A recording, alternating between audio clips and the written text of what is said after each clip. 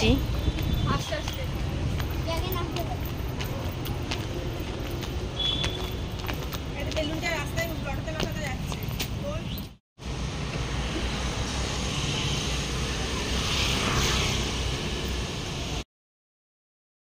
আমার একটা ঠাকুর মন্দির কেনার ছিল, তো সেই দোকানটায় এসেছি।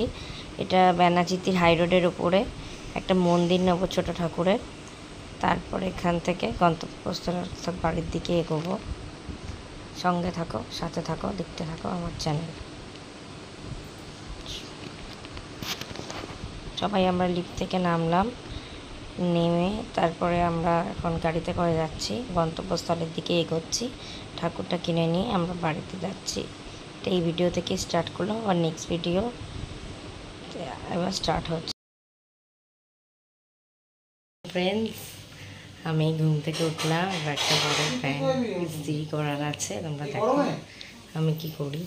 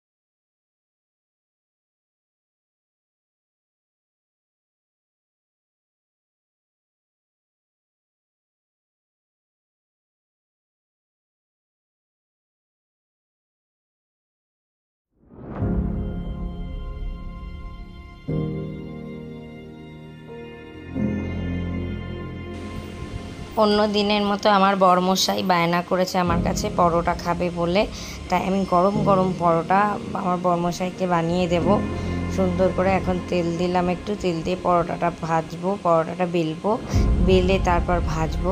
তোমরা সঙ্গে থাকো, সাথে থাকো, দেখতে থাকো আমার চ্যানেল।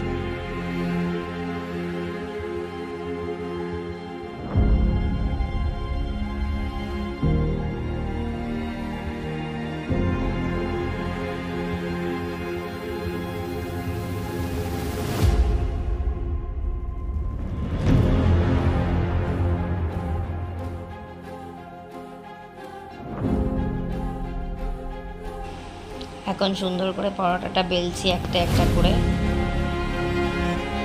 তেল দিয়ে বেলে রাখলাম, আবার নেক্সট টানলাম, তারপর আবার ওটা বেলবো, বেলে রেখে দেবো, তারপর আবার বেলবো।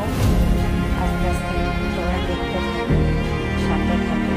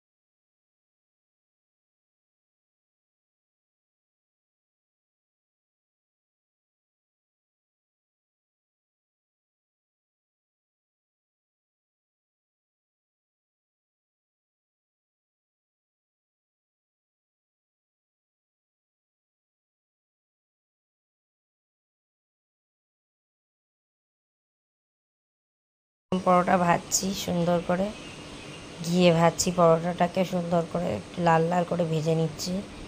তারপরে পরোটা ভাজা হয়ে গেলে তারপরে দুপুরে রান্না করব।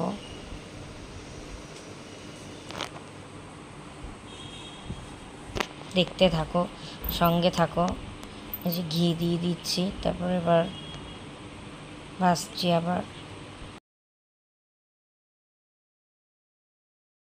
এবার আমি করব, এটা হচ্ছে কুমড়ো ভাজি, এখানে বলে হচ্ছে চপ, এটা বেগুনি বলে, কিন্তু এটা বেগুনি অ্যাকচুয়ালি না, এটা কুমড়ো দিয়ে বেসন দিয়ে একটু সামান্য ময়দা দিয়ে করেছি। আর ওটা হচ্ছে পনিরের তরকারি রান্না করলাম। তারপরে করেছি মাছের কালিয়া করেছি। সমস্ত রান্না কমপ্লিট হয়ে গেল।